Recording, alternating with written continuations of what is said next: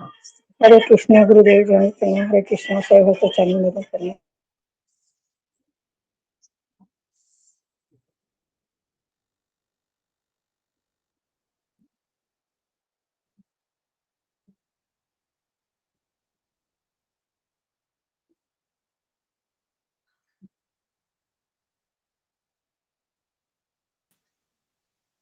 हरे कृष्णा सभी भक्तों को दंड प्रणाम। हरे कृष्णा सभी भक्तों को दंडवत प्रणाम। हरे कृष्णा सभी भक्तों को दंडवत प्रणाम। हरे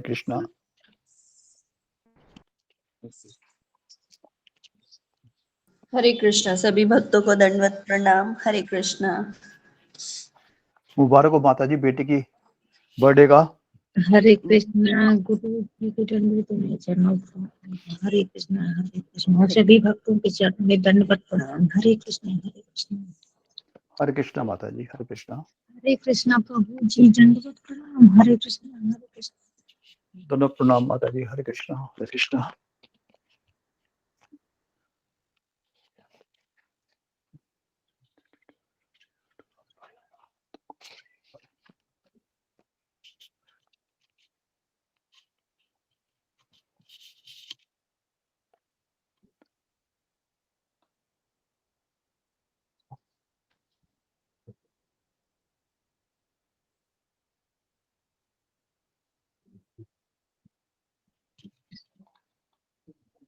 हरे कृष्णा सभी भक्तों को दंडवत प्रणाम प्रभु जी, दंडवत प्रणाम माता दंडवत जी। प्रणाम माता जी। दंडवत प्रणाम। हरे कृष्णा।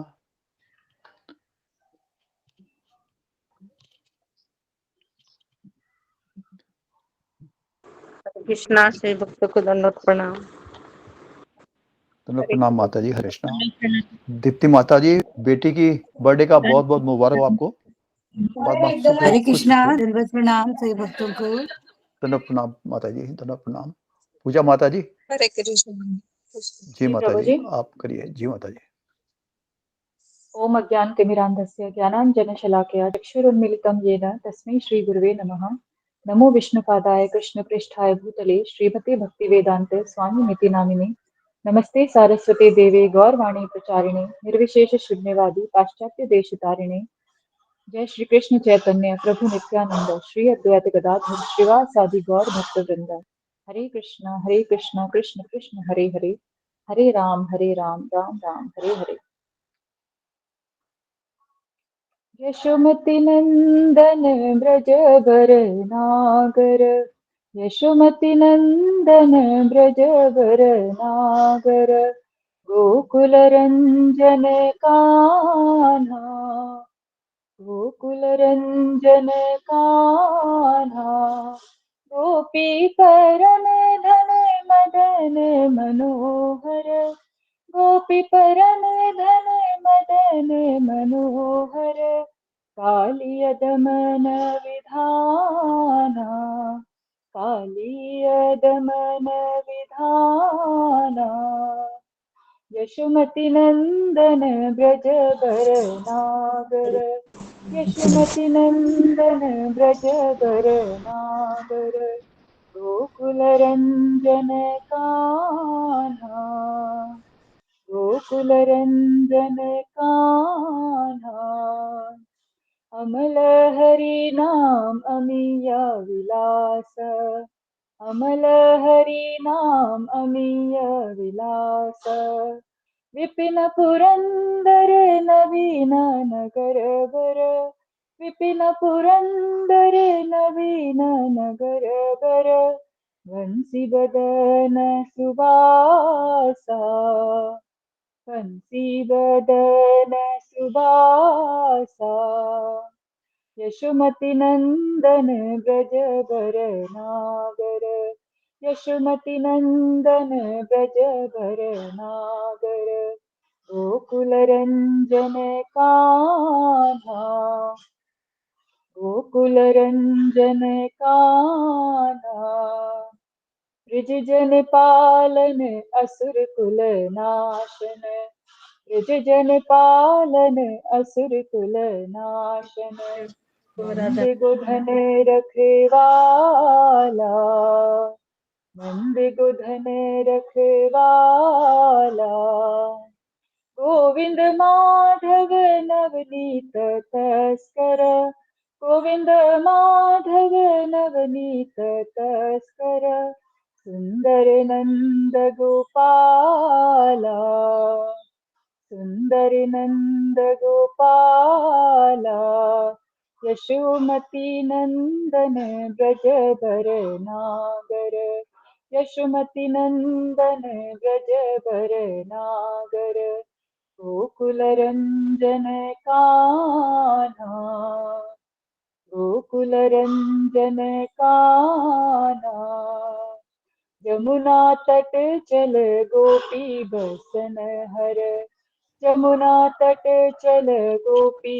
बसन हर, रास रसिक कृपामय, रास रसिक कृपामय, श्री राधा वल्लभ वृंदावन नटवर, श्री राधा वल्लभ वृंदावन नटवर, भक्ति विनोद आश्रय, भक्ति विनोद आश्रय, यशोमती नंदन ब्रज बर नागर, यशोमती नंदन ब्रज बर नागर, गोकुल रंजन कान्हा, गोकुल रंजन कान्हा, गोपी परने धने मदन मनोहर, गोपी परने धने मदन मनोहर, कालिय दमन विधाना, कालिय दमन विधाना। हरे कृष्णा, दंडवत प्रणाम। कोई गलती होगी तो क्षमा कर दीजिए। कृष्ण माता जी बहुत सुंदर आपने गाया माता जी। बोल हरे माता जी। कृष्ण माता जी आपको दंडवत प्रणाम। बहुत अच्छा बहुत सुंदर गाया माता जी हरे आपने। कृष्णा जी बोल माता सभी जी भक्तों को जय। दंडवत प्रणाम। हरे दंडवत प्रणाम माता जी, सभी माता भक्तों को जी दंडवत प्रभु जी प्रणाम। को सभी भक्तों को दंडवत प्रणाम। हरे कृष्णा सभी भाई वैष्णव को दंडवत प्रणाम। कृष्णा सभी कृष्ण प्रभु को दंडवत कृष्णा। हरे कृष्णा धन्यवाद सभी सभी को। भक्तों को दंडवत प्रणाम।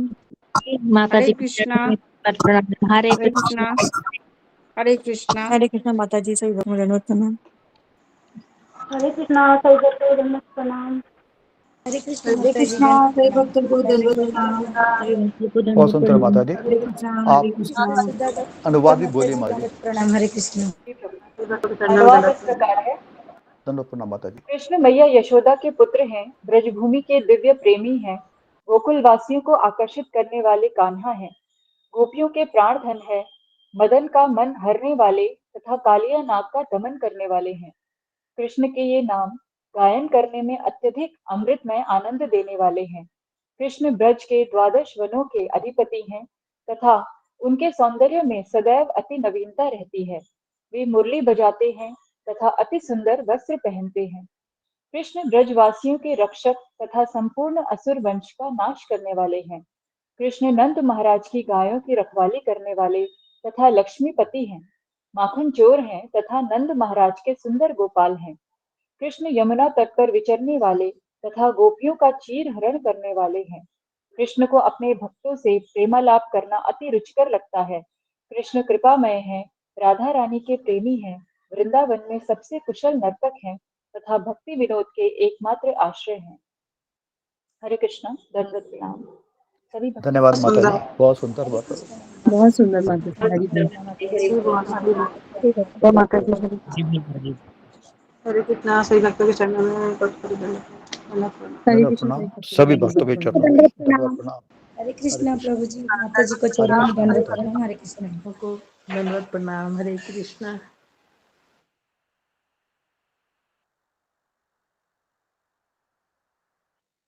चरणों में दंडवत प्रणाम। हरे कृष्णा। हरे कृष्ण माता जी। हरे कृष्ण।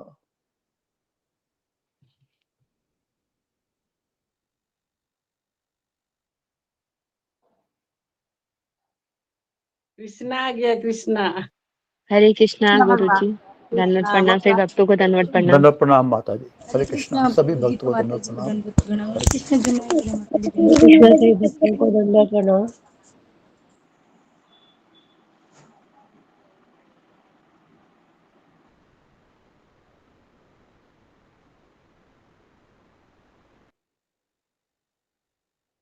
हरे कृष्ण संयुक्त किसी चरणों में दंडवत प्रणाम। हरे कृष्ण प्रभु जी, हरे कृष्ण प्रणाम माता जी, सभी के चरणों में धन्यवाद दंडवत प्रणाम। हरे कृष्णा।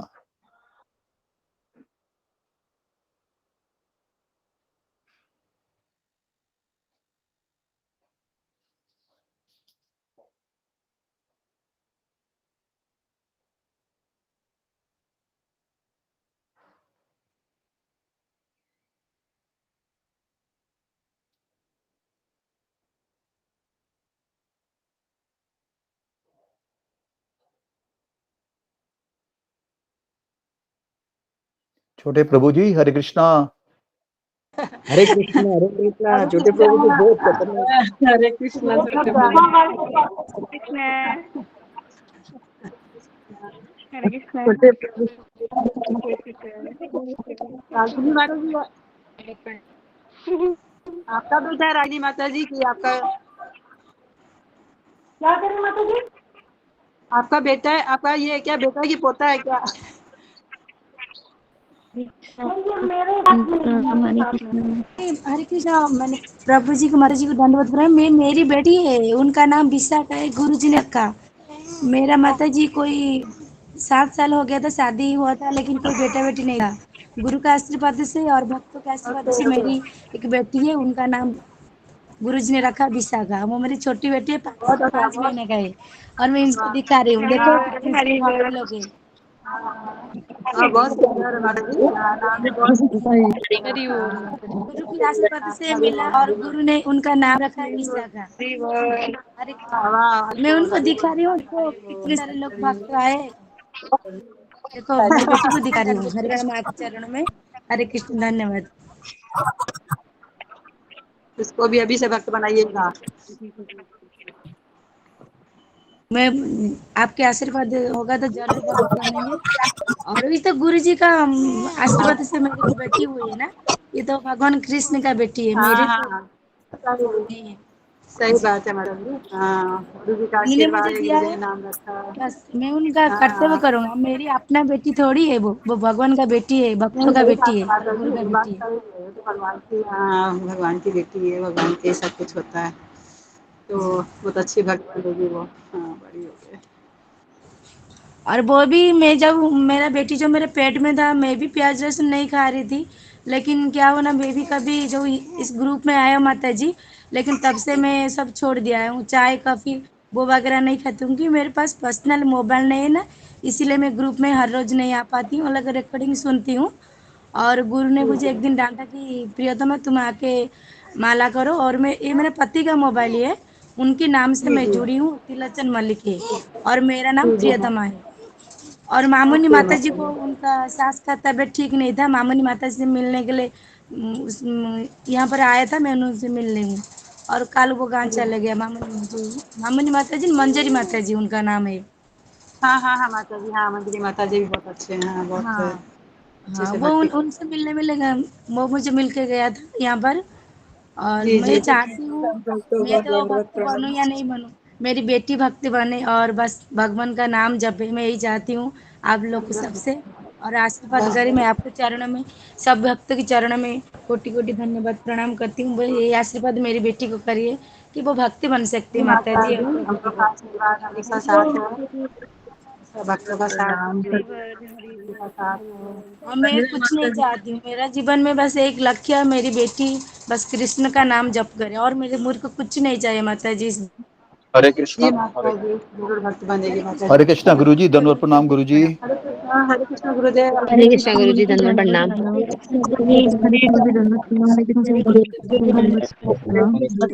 जी दंडवत प्रणाम। सभी भक्तों को दंडवत प्रणाम। कृष्ण गुरु जी कृष्ण हरे हरे कृष्ण कृष्ण जी। कोटि कोटि कृष्ण जी आपका हरे धन्यवाद कृष्णा। करते हैं। प्रणाम। सभी भक्तों को धन्यवाद प्रणाम। हरे कृष्णा। हरे जी, आज किसका टर्न था? अशोक का वाला प्रभु। हरे कृष्णा गुरु जी दंडवत चलो प्रणाम। बता ममता कुमारी माता जी जी। हाँ बोलिए। ममता माता जी हरे कृष्णा।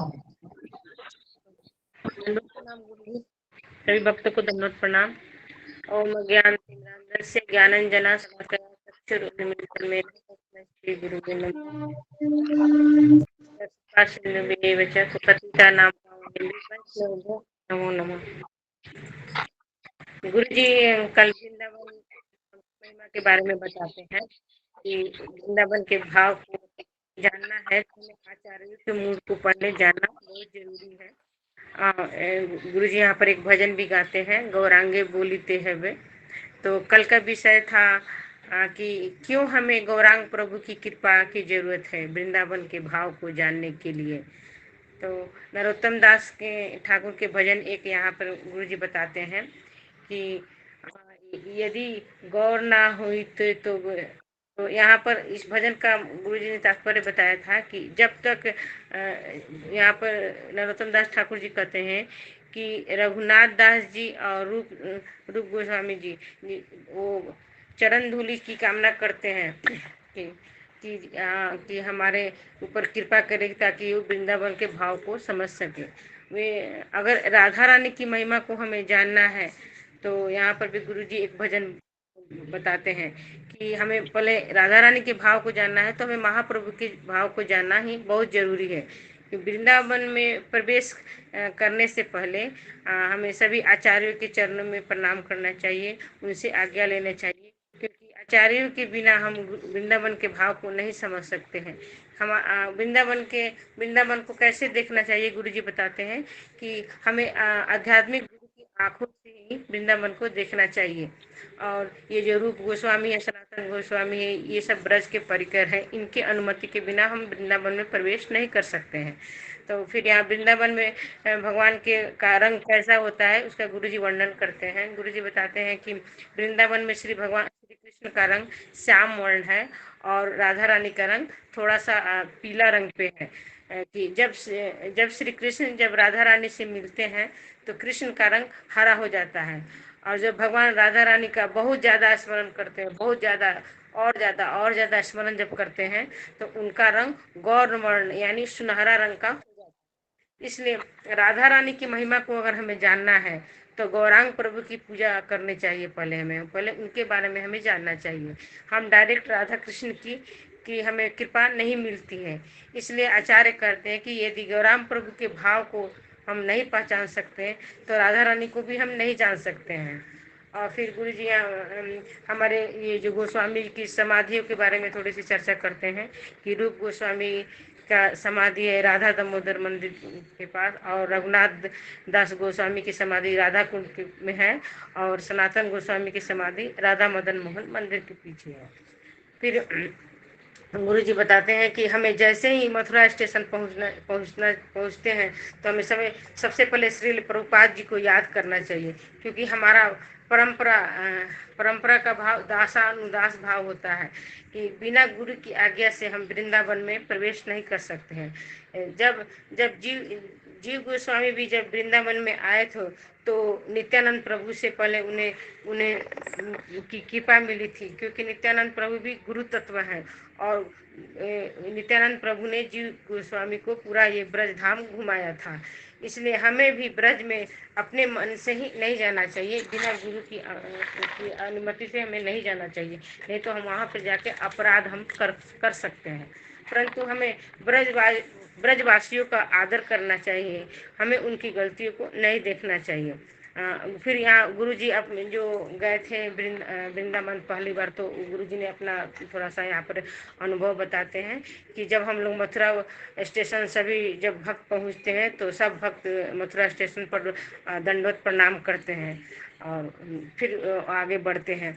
और फिर गुरुजी ने यहाँ पर प्रभुपाद जी की भी थोड़ी सी चर्चा की थी कि उनकी पत्नी के बारे में जो संवाद हुआ था कि उनकी पत्नी ने एक बार भगवद गीता के जो पेपर थे, जो कॉपियाँ थी, उन्होंने उनको बेचकर चाय ले ली थी। तो प्रभुपाद जी ने उनसे पूछा कि मेरी भगवद गीता की कॉपियाँ कहाँ हैं, तो उन्होंने बताया कि मैंने उन्हें रद्दी वाले में बेच लिया और चाय ले लिया। तो प्रभुपाद जी को यहाँ पर बहुत बुरा लगता है और कहते हैं कि तुम्हें चाय चाहिए या भगवद गीता? तो वो बोलती हैं कि हमें चाय चाहिए। तो प्रभुपाद जी वहाँ से फिर चले जाते हैं उनको छोड़कर, और फिर वृंदावन की तरफ चले जाते हैं। फिर प्रभुपाद जी कहते हैं कि मेरे गुरु जी में हमेशा मेरे साथ रहते हैं। फिर गुरु जी बताते हैं कि भगवान कृष्ण का अवतरण के बारे में बताते हैं कि किस किस रूप में भगवान अवतरण लेते हैं। जैसे बताते हैं कि भगवान जब पुस्तक रूप में अवतरित होते हैं तो वो हमारा ग्रंथ श्रीमद् भागवतम है। फिर भगवान जमीन के रूप में अवतरित होते हैं तो वो वृंदावन धाम है। और जब पर्वत के रूप में अवतरित होते हैं तो गोवर्धन पर्वत है। और जल के रूप में अवतरित होते हैं तो यमुना नदी है। और जब भगवान श्री कृष्ण मनुष्य के रूप में अवतरित होते हैं तो वो भगवान स्वयं श्री कृष्ण हैं। और फिर गुरु जी थोड़ा सा यहाँ पे बताते हैं कि राधानाथ स्वामी के अपने गुरु के बारे में थोड़ा सा चर्चा करते हैं। गुरु जी कहते हैं कि जब हमें वृंदावन की यात्रा शुरू करने से पहले हमें अपने गुरु को याद करना चाहिए। तो राधानाथ स्वामी के बारे में उन्होंने अनोखा सफर से कुछ यहाँ पर बातें बताई थी। जब राधानाथ स्वामी पहली बार मथुरा धाम जाते हैं, वृंदावन जाते हैं, तो वो स्टेशन में बहुत भीड़ रहती है, ट्रेन में बहुत भीड़ रहती है। और भीड़ की धक्का से वो अचानक से मथुरा स्टेशन जब गाड़ी रुकती है तो भीड़ की धक्का से राधानाथ स्वामी मथुरा स्टेशन पर उतर जाते हैं। और उस दिन संयोग से जन्माष्टमी का दिन रहता है और बहुत अच्छा दिन रहता है। और फिर वो उनको वहाँ पे जाके पता चलता है कि जब साधु लोग रहते हैं वहाँ पे बहुत सारा, तो उनको पता चलता है आज जन्माष्टमी है। तो उन्हें फिर वो रुक जाते हैं वृंदावन में। और वृंदावन में महाराज जी को टाइफाइड हो जाता है, तो वो बहुत ज़्यादा उनको बीमारी हो जाती है टाइफाइड की। तो फिर वो हॉस्पिटल में 3 महीने के लिए एडमिट हो जाते हैं। तो ये भी भगवान की कृपा ही समझते हैं राधानाथ स्वामी जी, क्योंकि ये बीमारी भी उनको वो कृपा के रूप में लेते हैं, क्योंकि इसके कारण उन्हें 3 महीना वृंदावन में रुकने का अवसर मिला। तो वो एक अवसर रूप में देखते हैं। और फिर वहाँ पर उनका वीज़ा भी ख़त्म हो जाता है वो अमेरिका का। तो फिर उन्हें बहुत परेशानी होता है और उन्हें एक सरकारी कर्मचारी भी खोजने लगते हैं कि वो आदमी के बारे में कि वो वीज़ा उनका ख़त्म हो गया है। तो वो कहीं से छुपते छापते रहते हैं। फिर राधा स्वामी के बारे में बताते हैं कि राधा स्वामी को वृंदावन से बहुत ही लगाव हो गया। हरे कृष्णा, हरे कृष्णा। हरे कृष्णा धन्यवाद। माता जी, बहुत सुंदर बताया। हरि बोल माता जी, बहुत सुंदर। हरे हरि बोल कृष्ण माता गुरु जी, जी, बहुत दंडवत सुंदर। प्रणाम, सभी भक्तों को दंडवत प्रणाम। हरे प्रणाम गुरु जी। हरे कृष्णा गुरु जी, आपके चरणों में दंडवत प्रणाम, सभी भक्तों के चरणों में दंडवत प्रणाम। सभी भक्तों की धन्यवाद करना, गुरु जी के धन्यवाद। हरे कृष्ण। तो आगे बढ़ते हैं अभी हम जी। तो प्रार्थना करते हैं। ओम अज्ञानतिमिरान्धस्य ज्ञानाञ्जनशलाकया चक्षुरुन्मीलितं येन तस्मै श्रीगुरवे नमः। नमो विष्णुपादाय कृष्णप्रेष्ठाय भूतले श्रीमते राधानाथ स्वामिनिति नामिने। नमो विष्णुपादाय कृष्णप्रेष्ठाय भूतले श्रीमते भक्ति वेदांत स्वामिनिति नामिने। नमस्ते सरस्वती देवे गौरवाणी प्रचारिणे निर्विशेष शून्यवादी पाश्चात्य देशतारिणे।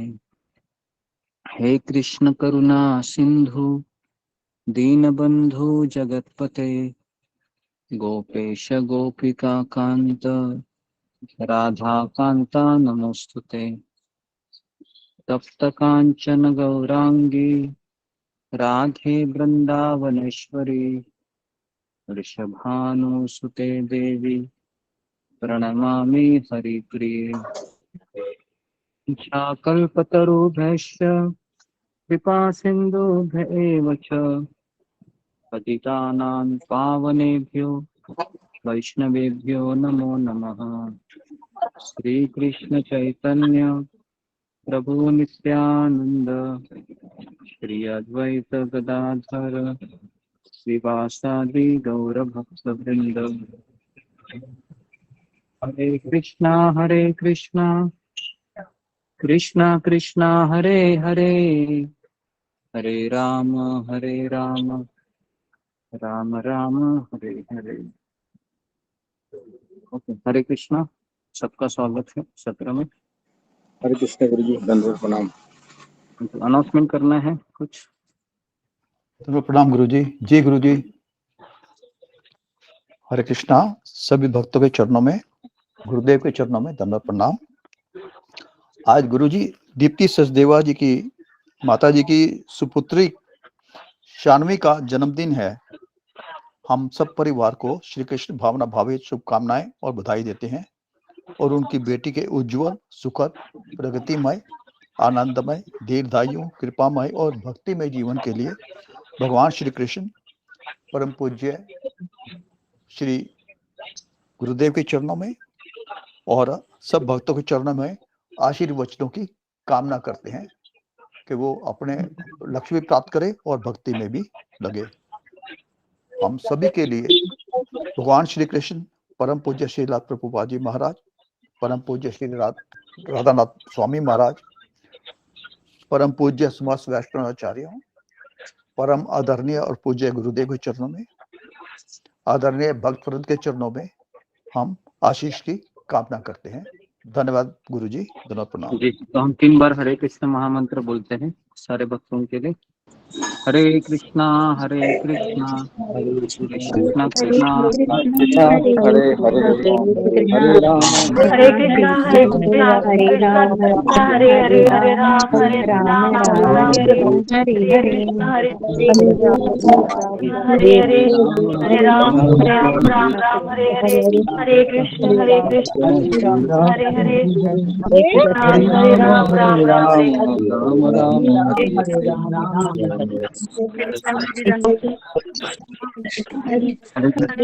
हम लोग अपने माइक को बंद कीजिए,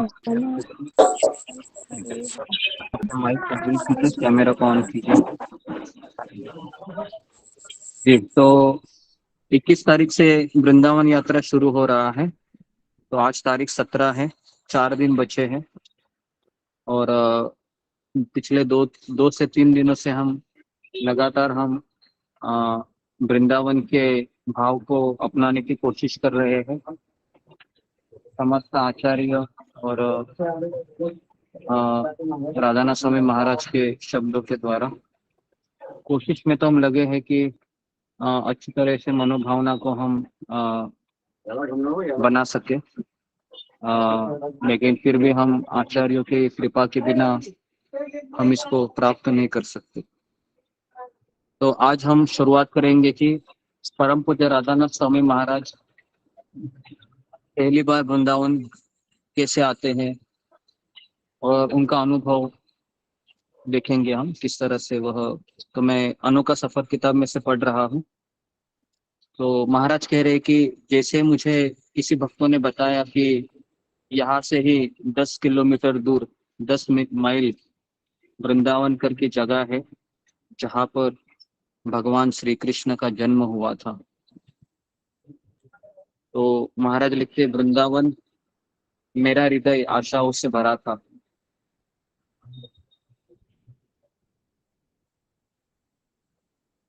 तो 8 मील लंबे मार्ग पर जब मैं जा रहा था तो प्रत्येक पग मुझे रोमांचित कर रहा था।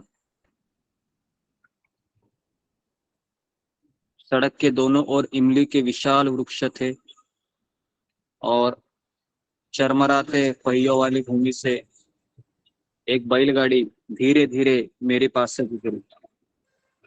महाराज कहते कि मेरे पास पैसे नहीं थे, तो इसलिए मैं साधु की तरह चलकर ही 8 माइल का रास्ता तय करने का सोचा। तो महाराज कह रहे थे कि मैं सड़क से दोनों ओर से जा रहा था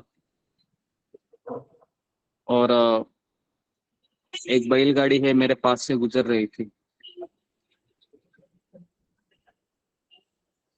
और पीछे से एक खटारा बस आई और थम गई अचानक, और लहराते हुए उसका दरवाजा खुला और चालक ने अपनी दंत विहीन मुख पर अर्ध मुस्कान लिए मुझे मुफ्त सवारी लेने के लिए संकेत दिया। देखिए, तो अगर हम भगवान के पास जाना चाहते हैं, हम वापस बता रहे हैं, अगर हम वृंदावन जाना चाहते हैं तो परम पूज्य राधानाथ महाराज हमेशा कहते हैं हम ट्रेन का टिकट या बस का टिकट खरीद के वृंदावन नहीं जा सकते। वृंदावन जाने के लिए हमें राधा रानी की कृपा की बहुत आवश्यकता है, तभी हम वृंदावन में प्रवेश कर सकते हैं।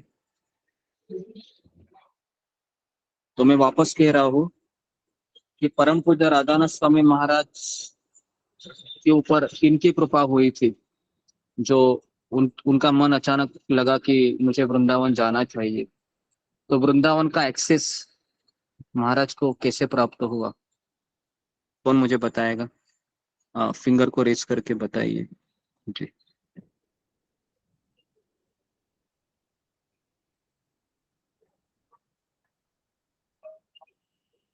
जी रंजना माता जी बोलिए। हरे कृष्णा गुरुजी, आपके सामने में करोड़ों दंडवत प्रणाम, सिर भक्ति को दंडवत प्रणाम। गुरुजी, हम जब कोई भी आध्यात्मिक इच्छा करते हैं, पूरी मतलब हृदय में करते हैं, जब हमारा भाव उच्चतम स्तर पर होता है ना, तो भगवान भी हमारी कोई ना कोई व्यवस्था किसी न किसी रूप में वो आके कर देते हैं, आके वो करते हैं।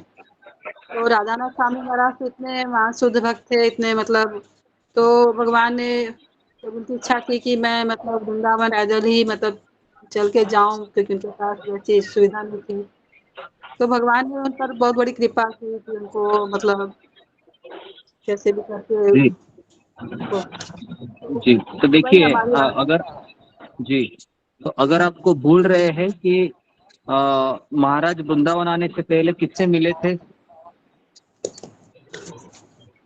तो वृंदावन आने से पहले प्रभुपाद जी से मिले थे, है ना? जी जी जी प्रभु, जी गुरुदेव। प्रभुपाद जी से मिले थे वो, और शिल प्रभुपाद जी की कृपा को प्राप्त किए थे वहां पर क्रॉस मैदान में, और उसके पश्चात जी फिर वो मथुरा में वृंदावन में जा रहे थे। जी इसलिए गुरुदेव। जब तक भक्त की कृपा नहीं होती है हम वृंदावन नहीं आ सकते हैं, है ना? तो इसलिए अगर किसी को वृंदावन आना है तो हमें क्या करना चाहिए? हमें भक्तों से प्रार्थना करनी चाहिए कि जी आप जरा राधा रानी से कहिए ना कि हमें वृंदावन जाना है। तो अगर राधा रानी ने किसी भक्त की प्रार्थना सुन ली तो अचानक आपका ट्रेन का टिकट भी बुक हो जाएगा, बराबर है, और कोई दिक्कत भी नहीं आएगी, और छुट्टी भी मिल जाएगी, और तब ऐसा लगने लगेगा कि भगवान ही मुझे बुला रहे हैं। बिल्कुल भी। जी। तो अचानक बस खुली और वो जो चालक था उसके दांत नहीं थे, लेकिन उन्होंने मुस्कुराया महाराज को और कहा कि आप अंदर आ जाइए, और इस तरीके से महाराज को अंदर लिया गया बस में। महाराज ने देखा कि चालक धार्मिक था, उसने धोती पहनी थी और शिखा के साथ उसका सिर घुटा था। और जब हम वृंदावन पहुंचे तो मैंने पूछा कि यह नदी कहाँ है? तो उसने संकेत करके बताया कि यहाँ पर जमुना नदी है जो कृष्ण की प्रिया है। तो कुछ कदमों तक चलने के उपरांत महाराज वहां पर चलने लगे नदी की तरफ। अचानक एक किसान आया और एक किसान है महाराज के सामने हाथ जोड़कर खड़ा हो गया, और मेरा रास्ता उसने रोक दिया, और रोकने के पश्चात उसने मुझे संबोधित किया, वृंदावन में आपका स्वागत है। क्या कहा? वृंदावन में आपका स्वागत है। हाँ? जो भी यहाँ आता है भगवान कृष्ण का विशेष अतिथि होता है। मेरे हाथों को उसने जोर से पकड़ लिया और उसके आंखों से आंसू बहने लगे, और गदगदित होकर वो कहने लगा कि मैं ब्रजवासी हूँ, यह मेरा कर्तव्य है कि मैं आपको प्रसन्न करूं। देखिए क्या कह रहा है वो, मैं आपको प्रसन्न करूं। तो हमारी गुरु शिष्य परंपरा भी क्या कहती है कि हमें भक्ति क्यों करनी चाहिए, ताकि हम कृष्ण और कृष्ण के भक्तों को, आध्यात्मिक गुरु को प्रसन्न करो। क्लियर है? तो यहाँ पर ही हिंट मिलता है हमें। तो कृपया मुझे आपके लिए भोजन और निवास की व्यवस्था करने दीजिए। महाराज कहते हैं कि आपका बहुत बहुत धन्यवाद, किंतु मैं नदी के तट पर सोकर और भिक्षा मांगकर ही अधिक प्रसन्न रहूंगा। महाराज क्या बोले? महाराज बोले क्या? अरे बहुत अच्छा है, खाना भी मिलेगा, रहना भी हो गया फ्री में। हम लोग रहते तो क्या बोलते थे कि चलो भाई फ्री में हो गया है ना, खाना और रहना। लेकिन महाराज ने वहां पर क्या कहा उनको? मैं नदी के किनारे सो जाऊंगा और कुछ भिक्षा मांगकर अपना गुजारा करूंगा। मैंने सिर नीचे झुकाकर वह निराश हो गया। कृपया मेरी छोटी सी सेवा स्वीकार कीजिए। यदि आप ऐसा नहीं करेंगे तो मैं कृष्ण को क्या मुंह दिखाऊंगा। आप जरा ये जो मैं पढ़ रहा हूं ना, इसे अंदाजा लगाने की कोशिश कीजिए कि ब्रजवासी का भाव क्या होता है। कि वो बोल रहे मैं कृष्ण को क्या मुंह दिखाऊंगा अगर मैंने आपकी सेवा नहीं की।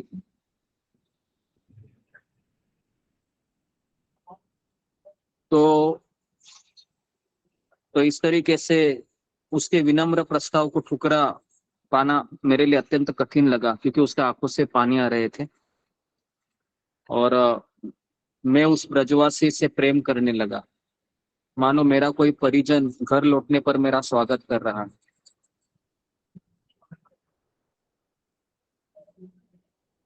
तो इस तरीके से वो कहने लगे। सब लोग अपने कैमरा को ऑन कीजिए, नहीं तो आपको रिमूव किया जाएगा।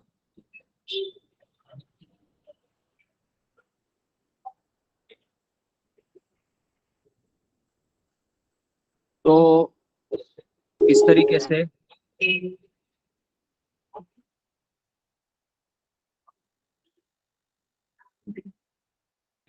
से महाराज ने उनका प्रस्ताव स्वीकार किया और एक बूढ़े नेत्रहीन स्वामी के आश्रम में मेरे ठहरने की व्यवस्था की और चला गया। दोपहर के समय हो गया। मैं उस भीड़भाड़ वाले आश्रम को पीछे छोड़कर वृंदावन के गहन वनों में भ्रमण करने निकल पड़ा। चलते हुए मेरे पैर कोमल महीन रेत में फंसते जा रहे थे। चारों ओर पुराने वृक्ष एक मधुर ध्वनि का आभास करा रहे थे। अचानक मुझे एक लड़की दिखाई दी जो वहां पर राधे राधे बोलकर मेरे पास आ गई। वो नाच रही थी और उसी के पीछे मैं गया तो मुझे यमुना नदी के दर्शन हुए। तो मैंने उस नदी के तट पर एक साधु को वृक्ष की कोटर में बैठा देखा और जी महाराज कहते हैं कि वहां पर मुझे एक व्यक्ति दिखाई दिया जिसने टाट की लंगोटी पहनी थी। उसके सिर पर मुकुट के समान लिपटी थी। तो मैं उनके पास चला गया तो उन्हें अपनी उंगलियों ने उन्हें संकेत किया, मुझे निकट बुलाए। मैं शीघ्र ही समझ गया कि वे मुझसे कुछ पूछना चाह रहे हैं और उन्होंने कभी न बोलने का व्रत लिया था। तो इस तरीके से फिर उन्होंने 3 बड़े शब्द लिखे। क्या लिखा देखो, कहाँ लिखा उन्होंने? वो रेती पर लिखा, जो रेती होती है ना उस पे लिखा, ऐसे बोर्ड से उंगली से लिखा कि लोग सोचते हैं। फिर उन्होंने उसको मिटाया। आगे लिखा कि वृंदावन। फिर उन्होंने मिटाया और लिखा कि लोग, मिटाया, पागल है। फिर उसको भी मिटाया। फिर वो आगे लिखा उसने, हम पागल हैं, वापस मिटाया।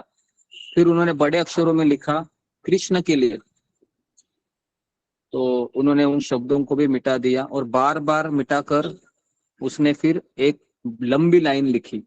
क्या लिखा होगा उन्होंने, कोई गेस कर सकता है? फिंगर को रेस कीजिए, अगर आप ध्यान पूर्वक सुन रहे होगे तो आप गेस करेंगे। जी, फिंगर को रेस कीजिए, क्या वो साधु लिखना चाह रहे थे? जी, मंजू सिंह। प्रभु जी हरे कृष्ण, धन्यवाद, प्रणाम। वो कहना चाहते थे कि जो वृंदावन के लोग हैं वो कृष्ण के लिए पागल हैं। जी, तो उन्होंने लिखा था, यदि तुम यहाँ रहोगे तो तुम पागल हो जाओगे। फिर वे मुस्कुराए और मुझे समझ में नहीं आया महाराज कह रहे थे कि वो क्या मुझे बताना चाह रहे हैं। अगले दिन गैरी और मैं पुनः मिले और महाराज कह रहे थे कि आपको पता होगा ना गैरी कौन है? गैरी को भूल गए आप लोग? याद नहीं है? गुरुजी, उनके दोस्त महाराज जी के महाराज के मित्र हैं। महाराज के दोस्त। महाराज के दोस्त बचपन के मित्र। गैरी। तो इस तरीके से हमने निर्णय लिया कि क्योंकि वृंदावन मुझे खींच रहा था अपनी ओर और गैरी को भीड़ भाड़ बिल्कुल अच्छा नहीं लगता है, तो गैरी ने सोचा कि मैं जा रहा हूँ आगे और महाराज ने कहा कि मैं आऊंगा, थोड़ा मुझे 10-12 दिन रहने को दे दो यहाँ पर। और इस तरीके से महाराज अकेले रहे, वो अमरनाथ यात्रा के लिए चला गया गैरी। महाराज कह रहे थे कि मैं वृंदावन में किसी विदेशी व्यक्ति को नहीं देखा अभी तक, क्योंकि तो इस तरीके से महाराज यमुना नदी के किनारे फिर रहने लगे और यमुना नदी का तट उनको बहुत अच्छा लगता था। और अचानक उनको वहां पर एक अमेरिकन व्यक्ति दिखाई दिया, उसका नाम था असीम कृष्ण। और ये असीम और मैं मदन मोहन मंदिर की पहाड़ी पर आराम करते हुए सामने बहती यमुना को देख रहे थे। और मैंने पूछा कि असीम, ये मदन मोहन जी का मंदिर है, तो अर्च विग्रह के बारे में तुम्हारे क्या विचार है? अभी असीम कृष्ण थे, ये गौड़ीय मठ से दीक्षा लिए थे, अमेरिकन थे ये। और राधानाथ स्वामी महाराज गुरु को खोज रहे थे। तो महाराज ने उनको ये सवाल पूछा कि, तो असीम कृष्ण ने उनको उत्तर दिया कि ये अर्च विग्रह होता है, ये भगवान श्री कृष्ण का एक रूप होता है जिससे हम उस विग्रह में भगवान को देख सकते हैं और भगवान की पूजा कर सकते हैं। तो ये भगवान का हमारी पूजा स्वीकारने का माध्यम है। तो इस तरीके से असीम कृष्ण ने महाराज को समझाया और फिर महाराज सोचने लगे कि अभी 5-6 दिन हो गए थे और महाराज ने सोचा कि अभी मुझे जाना चाहिए है न, क्योंकि गैरी है, मेरी राह देख रहा होगा। लेकिन महाराज का मन है वो वृंदावन से जाने की इच्छा नहीं हो रही थी। लेकिन महाराज ने सोचा कि मुझे जाना है। तो इस तरीके से आखिरी रात थी वो, महाराज यमुना नदी के किनारे सोए थे। महाराज ने वो आश्रम छोड़ दिया 1-2 दिन में ही, क्योंकि महाराज को अच्छा नहीं लगा, क्योंकि महाराज एक साधु का जीवन जी रहे थे। और महाराज जब अमेरिका से निकले थे भारत आने तक, तो कई सारी नदियों के किनारे ही वो सोते थे। हमारे इधर गोवर्धन इको विलेज में भी एक नदी है, तो मैं अक्सर शाम को वहां पर जाता हूँ स्नान करने के लिए।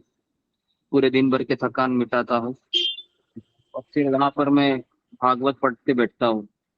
लेकिन जैसे ही रात होती है ना, तो जाने की इच्छा होती है फिर, क्योंकि अगर आप नदी किनारे गए होंगे तो नदी के किनारे पर कोई लाइट नहीं है, कोई नहीं है, और जैसे रात होती है कुत्ते आते हैं वहां पर, जोर जोर से भौंकने लगते हैं, तो बहुत डरावना दृश्य बन जाता है। लेकिन मैं सोच रहा था कि राधानाथ स्वामी महाराज कैसे नदी के किनारे सोते होंगे। तो महाराज हमेशा यमुना नदी के किनारे केशी घाट पे सोते थे और वहां से मदन मोहन जी का दर्शन करते थे।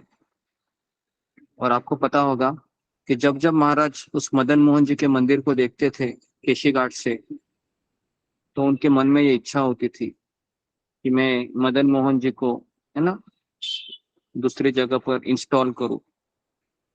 तो महाराज की ये इच्छा कभी पूरी हुई? तो 2014 में गोवर्धन इको विलेज में उन्होंने राधा मदन मोहन को इंस्टॉल किया।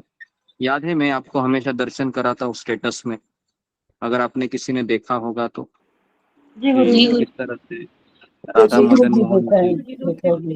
एग्जैक्ट प्रतिमा है वहां पर, अर्च विग्रह है। तो देखिए महाराज की इच्छा, और उस मंदिर का निर्माण करने के लिए 22 करोड़ रुपए लगे। और जब महाराज राधा गोपीनाथ मंदिर के अध्यक्ष के सामने बैठे थे, तो महाराज ने कहा कि मेरी इच्छा है कि यहाँ पर मदन मोहन मंदिर हो। तो सभी लोग चुप बैठने लगे।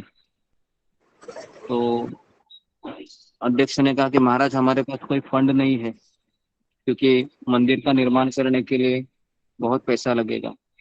तो महाराज कुछ बोले नहीं। महाराज ने कहा कोई बात नहीं, फंड आएगा तो हम करेंगे। तो महाराज ने 2004 साल में ये इच्छा व्यक्त की थी अध्यक्षों के सामने।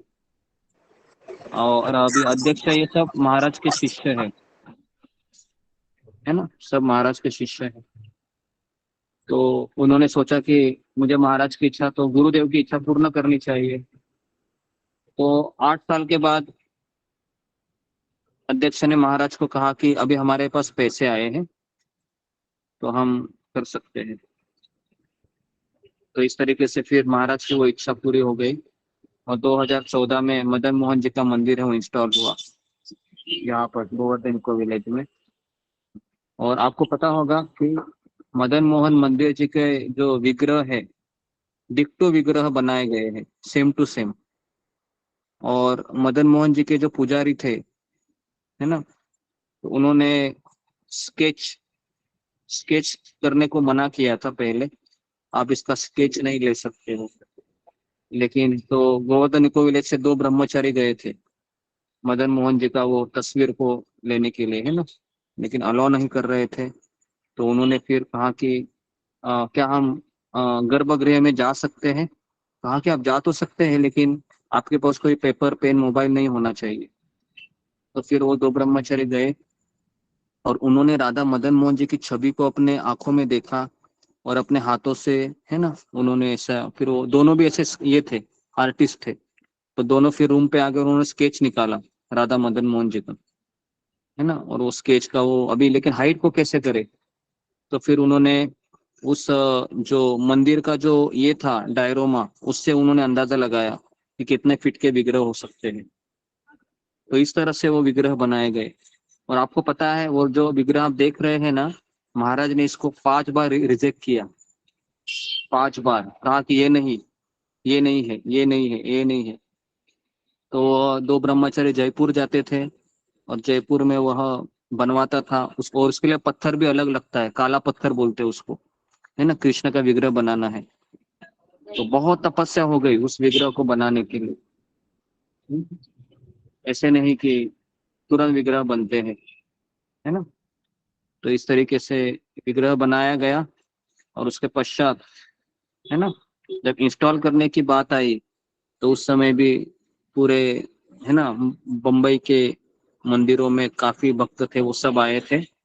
और आपको हैरान की बात होगी कि राधा मदन मोहन जी के पुजारी है वृंदावन के, ब्रज के, वो पुजारी भी आए थे अभिषेक करने के लिए। और उन्होंने कहा कि पहली बार दुनिया में राधा मदन मोहन जी वृंदावन के बाहर गए हैं। तो ऐसा उन्होंने उस समय घोषणा की और वो कह रहे थे कि ये बिल्कुल राधा मदन मोहन जी दिख रहे हैं। तो मैं सोच रहा था कि कैसे एक शुद्ध भक्त की इच्छा कृष्ण पूर्ण करते हैं। तो राधानाथ स्वामी महाराज उस नदी के तट पर हमेशा सोते थे और वहां से उस मदन मोहन जी के जो चक्र है, उस मंदिर के ऊपर के चक्र को दर्शन करके प्रणाम करते थे। और अगर आपको पता होगा कि जब हम वृंदावन यात्रा जाते हैं और जब जब श्रील प्रभुपाद जी वृंदावन में जाते थे तो सबसे पहले वह राधा मदन मोहन मंदिर का ही दर्शन करते, वहां से परिक्रमा शुरू करते हैं। क्यों? कौन मुझे बताएगा? फिंगर को रेज कीजिए जी, बताइए कि हमें राधा मदन मोहन जी से ही क्यों परिक्रमा करनी चाहिए? रूबी कुमारी। हरे कृष्ण गुरु जी, प्रणाम। गुरु जी, आप बताते हैं कि मदन मोहन हमारे संबंध विग्रह है, तो इसीलिए हमें पहले उनकी परिक्रमा करना चाहिए, उसके बाद अपने कृष्ण भगवान की दर्शन करने चाहिए। हाँ, वेरी गुड। तो ये सही उसका उत्तर है कि राधा मदन मोहन हमारे संबंध विग्रह है। संबंध मतलब हमारा रिश्ता, भगवान से हमारा जो रिश्ता है ना, उसके विग्रह का नाम है मदन मोहन। और अगर हम राधा मदन मोहन के दर्शन किए बिना हम ब्रज की परिक्रमा करेंगे तो वो अधूरा अधूरा हो जाएगा और हमें वो हम भावना के अंदर प्रवेश भी नहीं कर पाएंगे। तो इसलिए सबसे पहले वृंदावन में जाने के बाद किसका दर्शन करना चाहिए? राधा मदन मोहन। राधा मदन मोहन। लेकिन हम किसका करते हैं? बाके बिहारी। बाके बिहारी। बाके बिहारी या फिर निधिवन, 3-4 जगह फेमस है, या प्रेम मंदिर, उधर ही लोग जाते हैं। मैं आज तक प्रेम मंदिर नहीं गया, पता है आपको, 20 साल हो गए, कभी भी नहीं गया। बाके बिहारी में भी केवल 1-2 बार ही गया था, जब लास्ट ईयर गया था वो भी क्योंकि महाराज कभी लेके नहीं गए हमें। बाके बिहारी, निधिवन। महाराज कह रहे कि हमारे जो आचार्यों ने जो विग्रह स्थापन किए हैं, राधा गोविंद जी रूपा गोस्वामी का है, राधा दामोदर जीव गोस्वामी का है ना, राधा रमन किसका है? गोपाल भट्ट गोस्वामी। राधा मदन मोहन सनातन गोस्वामी के विग्रह है। राधा श्याम सुंदर किसके विग्रह है? श्यामानंद पंडित, है ना। और फिर और कौन सा बच गया है? राधा गोकुलानंद। राधा गोकुलानंद, हाँ, विश्वनाथ चक्रवर्ती ठाकुर, हाँ, उनका विग्रह है। तो ये विग्रह को पहले हमको दर्शन करने चाहिए, है ना। ठीक है, तो इस तरीके से जी। हाँ, लोकनाथ गोस्वामी का कौन सा है? राधा विनोद। हाँ, राधा विनोद जी, लेकिन राधा विनोद।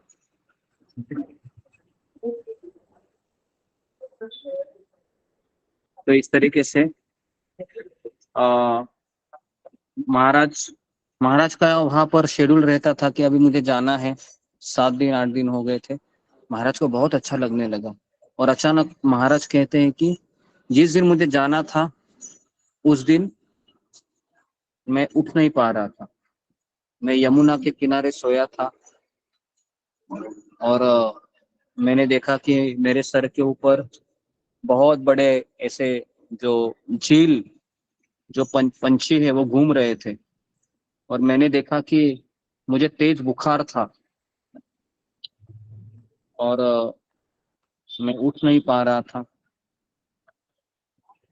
तो अचानक उस समय महाराज ने कहा कि मुझे जाना था अमरनाथ में, लेकिन मेरा शरीर में इतना दर्द था, इतना बुखार था और उस समय मैंने सोचा कि अभी मुझे मर ही जाना है, क्योंकि मेरे आसपास कोई नहीं था उस समय।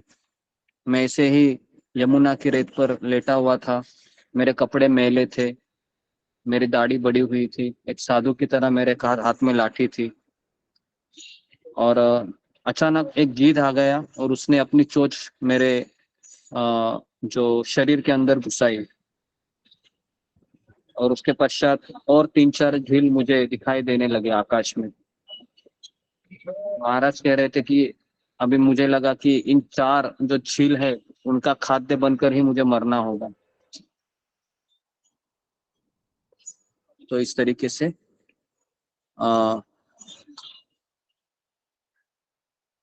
अचानक वहां पर एक किसान आता है, बैलगाड़ी वाला, और वो महाराज को उठाता है बैलगाड़ी में और सरकारी अस्पताल में छोड़ देता है। और जब रिपोर्ट आती है तो महाराज को वहां पर टाइफाइड का जो बीमारी है वो हो जाता है, टाइफाइड। और डॉक्टर ने चेक करने के बाद महाराज को कहा कि अगर आप थोड़ी सी भी देर हो जाती थी तो शायद आपका बचना असंभव था।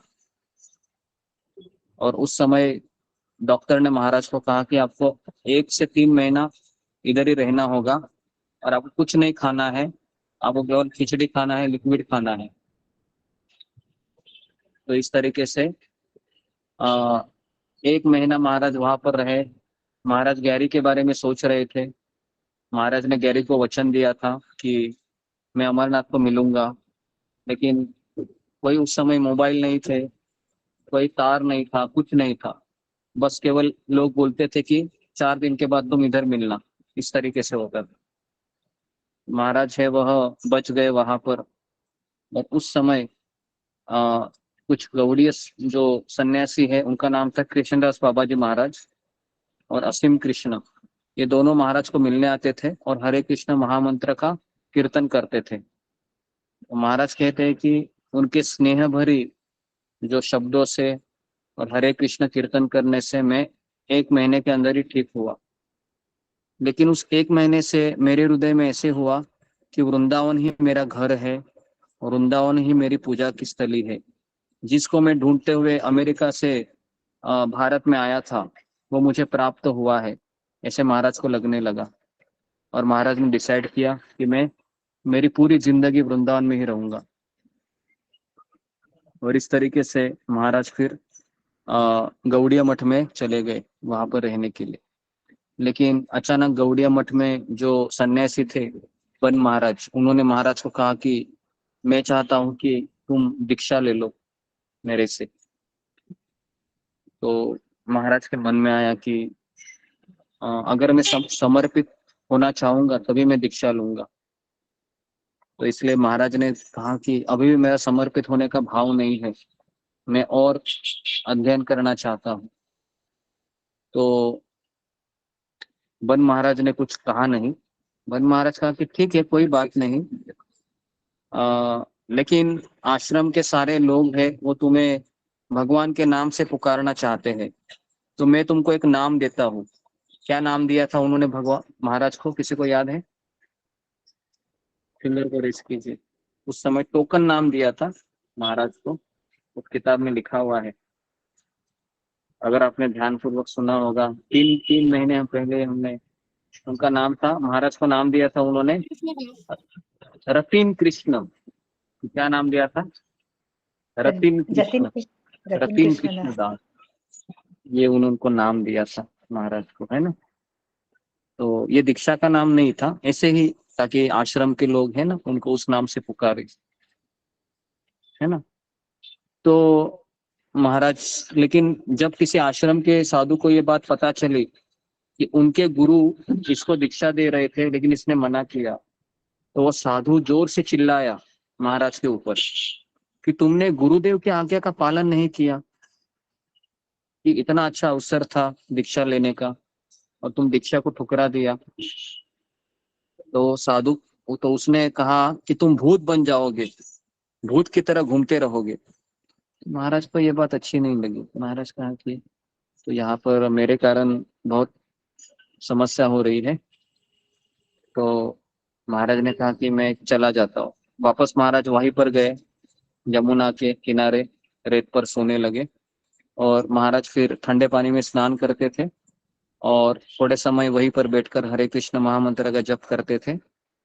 और फिर जब वह धोती कुर्ता सूख जाता था उसी को पहनते थे और एक लाठी लेकर जितने भी 7 मंदिर है, राधा रमन, राधा दामोदर, इनका परिक्रमा करते थे रोज महाराज। और इस तरह से उनके धीरे धीरे और मित्र भी हो गए, है ना। लेकिन उस समय महाराज को काफी समय हुआ था, है ना। अभी मैं बहुत ही शॉर्टकट ले रहा हूँ सारी चीजें। तो महाराज को फिर ये भी मिलते हैं वहां पर, क्या उनका नाम होता है, घनश्याम बाबा, है ना। घनश्याम बाबा जो महाराज उनसे काफी प्रभावित होते हैं, इनके बारे में भी मैं आपको बताऊंगा। फिर वो महाराज फिर कई लोगों से मिलते हैं वहां पर अंदर, लेकिन महाराज के हृदय में अभी भी ऐसा नहीं था कि किसी को मैं गुरु करूं करके। अभी ये कहानी सुनने के बाद आप ये मत सोचिए कि मुझे भी इसी तरह से करना चाहिए। मैं वापस कह रहा हूँ, हर एक व्यक्ति का स्वभाव अलग है, हर एक व्यक्ति का नेचर अलग है। तो शिला प्रभुपाद के ऐसे कई शिष्य हैं जो 1 हफ्ता 2 हफ्ते के बाद दीक्षा लिए हैं, 1 महीने के बाद भी दीक्षा लिए हैं, लेकिन वो अभी भी आंदोलन में सक्रिय है। तो लेकिन महाराज को अंदर से ऐसा लग रहा था कि मुझे गुरु को खोजना है, तो मुझे परखना चाहिए। तो महाराज को 1 साल हुआ था अभी। महाराज रोज जमुना के किनारे सोते थे, और जो भी आश्रम में या जो भी मंदिरों में खिचड़ी मिलती थी थोड़ा बहुत उसको खा लेते थे, और हरे कृष्ण मंत्र का जप करते थे, और इस तरह से एक साधु की तरह जीवन जी रहे थे। और महाराज ने डिसाइड किया था कि मैं जिंदगी भर ऐसे ही रहूंगा। लेकिन उसी समय महाराज के हृदय में ये चिंता भी होती है कि कैसे मैं इस तरह से भटकते हुए रहूंगा। तो महाराज ने उस समय यमुना के किनारे रोते हुए भगवान से प्रार्थना की, राधा रानी से कहा कि हे राधा रानी, मैं यहाँ पर साधु का जीवन जी रहा हूँ, लेकिन मेरा कोई गुरु नहीं है। आश्रम में हर एक के गुरु है, कौन मुझे मार्गदर्शन करेगा। महाराज रोते रोते राधा रानी को प्रार्थना करते हैं, और उसी समय एक 4 व्हीलर की कार वहां पर आती है, और उसके पीछे एक बस गाड़ी होती है जिसमें कम से कम 25 अमेरिकन भक्त होते हैं। और उस 4 व्हीलर में से एक प्रतिष्ठित साधु व्यक्ति अपने हाथ में डंडा लेकर उतरते हैं, और उनका सर्वेंट भी नीचे उतरता है और चप्पल लेके उतरता है। और वह व्यक्ति चप्पल पहनते हैं, वह साधु। और जैसे महाराज आंखें खोलते हैं और सबसे पहले उनको देखते हैं, उनका नाम होता है स्वामी प्रभुपाद जी, है ना? तो इस तरीके से, है ना, शिला प्रभुपाद जी। जय हरि जय।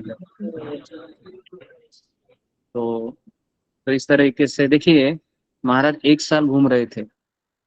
मुझे आश्चर्य लगा कि महाराज ने कई 1 साल में वृंदावन के साधुओं को देखा था, लेकिन महाराज प्रभुपाद से क्यों इंस्पायर हुए पता है आपको? इसका एक ही कारण था, क्योंकि महाराज ने जहां जहां वृंदावन में गए थे, महाराज को लगा कि सभी साधु है अपने भजन में लगे हैं, लेकिन ये जो साधु है शिला प्रभुपाद जी, ये दूसरों को भजन कराने के लिए लगा है। समझ में आ रहा है? ये जो साधु है शिला प्रभुपाद जी, ये दूसरों के भजन कराने के लिए इतने अमेरिका में, रशिया में ऐसे घूम रहे हैं। तो ये बात महाराज को बहुत अच्छी लगी, और महाराज उनसे काफी प्रेरित हुए कि यही मेरे आध्यात्मिक गुरु हुए है, क्योंकि राधा रानी ने संकेत दिया था यमुना के किनारे। तो उसी समय महाराज ने उनको गुरु के रूप में स्वीकार किया। तो यहाँ पर मैं रुकता हूँ। ओके, तो कल हम देखेंगे कि महाराज किस तरह से वृंदावन से विदा लेते हैं, जब वह जब उनके पिता जो उनको कुछ पैसे भेजते हैं, मनी ऑर्डर आती है। और शिला प्रभुपाद से भी काफी बार सुनते हैं वो इंसिडेंट्स भी बताऊंगा मैं। तो 3-4 दिन मैं सोचता हूँ कि हम पहले महाराज को अच्छे से, महाराज के बारे में हम चर्चा करें, ताकि हम ब्रज में जाने के मेरा भाव अनुकूल हो जाए।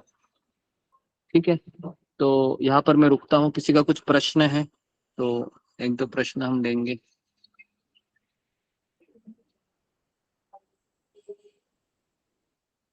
जी, शिवानी। हरे कृष्ण गुरुजी, दंडवत प्रणाम। सभी भक्तों को दंडवत प्रणाम। गुरुजी, मेरा ये क्वेश्चन था कि जैसे कि हम मैं इस्कॉन में भी जाती हूँ या फिर हम जैसे कि गुरु शिष्य परंपरा से जुड़े हैं, तो सब लोग दीक्षा लेने के बारे में सब बातें करते हैं।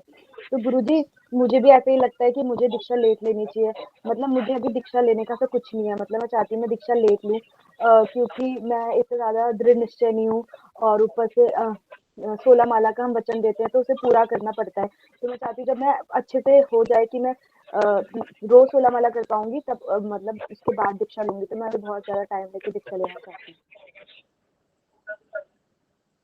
हूँ। मुझे ऐसा लगता है कि ये बहुत पर्सनल क्वेश्चन है, तो मैं इसके बारे में बाद में बात करूंगा। नेक्स्ट, नेहा तिवारी। हरे कृष्ण गुरुजी, दंडवत प्रणाम सभी भक्तों को मेरा दंडवत प्रणाम। गुरुजी वो मेरे हमारे फैमिली में जैसे कि हम ये इस्कॉन के गुरु शिष्य परंपरा को सुनते हैं, फॉलो करते हैं। मतलब मैं अकेले करती हूँ, बाकी फैमिली में सपोर्ट नहीं है। लेकिन ऐसे ही वो मन से बोलते हैं कि वृंदावन जाने का ऐसा प्लान बनाते हैं घूमने जाने का, तो उसमें वो अपराध होगा, तो उसमें ना भी नहीं बोलते बनता और फिर हाँ तो बोलना ही पड़ेगा। तो फिर वहां पे जाने से अपने मन से और अपने मनमानी उससे घूमने से और उसको एक पिकनिक स्पॉट टाइप का एंजॉय करने से अपराध होता है, पाप पड़ता है। तो उससे कैसे बचे या उसको उसके लिए क्या करना चाहिए उससे बचने के लिए? तो इसलिए हमें मार्गदर्शन में ही वृंदावन जाना है। जी पिछले कई दिनों से हम ये सही सुन रहे हैं कि अगर वृंदावन में जा रहे हैं और हमारे ऊपर कोई नहीं है, हमारे सर के ऊपर, है ना, तो क्या होगा, अपने मन से हम वृंदावन को देखेंगे। और हमारा मन क्या है, बंदर की तरह है, बराबर है। और बंदर कहाँ नाचता है, अलग अलग डालियों में, जी बराबर है। जी तो इस तरीके, तो इसलिए कई लोग बोलेंगे आपको आप ये करो वो करो, लेकिन आपको ये भी समझना है इसके लिए एक ही आध्यात्मिक गुरु चाहिए होता है या शिक्षा गुरु चाहिए जिसको हम फॉलो कर सके। 10 लोगों का सुनेंगे तो आप पागल हो जाएगी। नहीं गुरुजी, ये हमारे जो परिवार के लोग जाना चाहते हैं वो साथ में जाएंगे, तो वो तो मतलब ऐसा इसमें नहीं जाना चाहेंगे ना, वो अपना अकेले से ही हम अपने परिवार मतलब नंदे और नहीं, तो सास ससुर के साथ। इसलिए परिवार वालों को भी ऐसे समय ही बताने का जब कोई यात्रा जा रही है। जी जी जी समझ में आ रहा है ना। जी अगर परिवार वाले जा रहे हैं और तुम भी जा रही हो, तो परिवार जी वालों का मूड क्या होता है, एंजॉय करे, है ना, जी जी बराबर है। और वृंदावन एंजॉय करने की जगह है क्या? नहीं नहीं गुरुजी, तो आशीर्वाद। इसलिए वृंदावन में तो हम शरणागति के मूड से जाते हैं, भक्ति भाव से जाते हैं। जी तो जी इसलिए हमें इन चीजों को टालना चाहिए। ओके जी गुरुजी, हरे कृष्ण गुरुजी, दंडवत प्रणाम। ओके, तो यहाँ पर मैं रुकता हूँ। आप सबका बहुत बहुत धन्यवाद।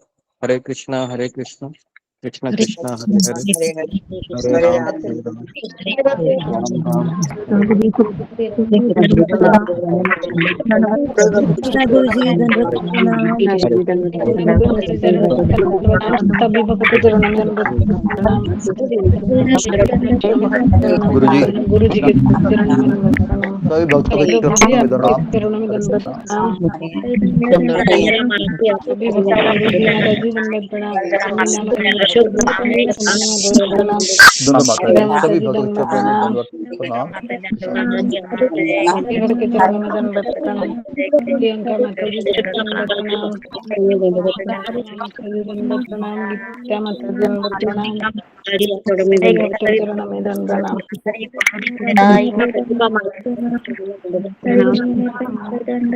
हरे कृष्णा, गुरुदेव को दंडवत प्रणाम, सभी भक्तों को दंडवत प्रणाम। सभी भक्तों के चरणों में दंडवत प्रणाम। राधा माता जी, कृष्णा माता जी, अनवी माता हरे जी, कृष्ण। नेहा माता जी, सुजाता माता जी, हरे कृष्णा, किसी चलो अंजलि माता जी,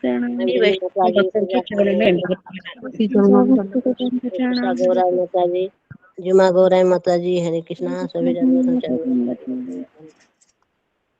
हरे कृष्णा, सारे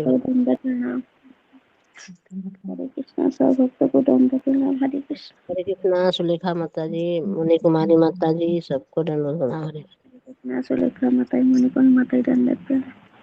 प्रणाम, सभी भक्तों को दंडवत। हरे कृष्ण।